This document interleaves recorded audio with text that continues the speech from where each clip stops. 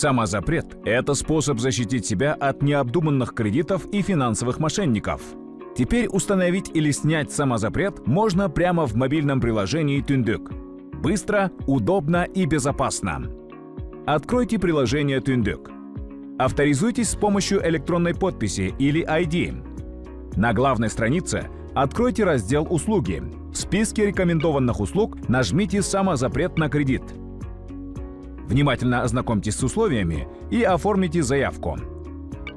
Выберите кредитное бюро Кыргызской Республики, через которое будет действовать ваш самозапрет. После выбора бюро заявление отправляется автоматически. На экран приходит уведомление «Самозапрет активирован успешно». Теперь и вы, и банки видите, что самозапрет активен. Пока ограничения действуют, банки не смогут выдать вам кредит. Если вы решили отключить самозапрет, это можно сделать прямо в приложении Түндүк. Откройте приложение и авторизуйтесь. Перейдите в раздел «Услуги» и выберите пункт «Самозапрет на кредит». Выберите пункт «Отключить самозапрет» и подтвердите действие электронной подписью. После подачи заявления начинается период охлаждения. Самозапрет снимается не ранее, чем через 12 часов.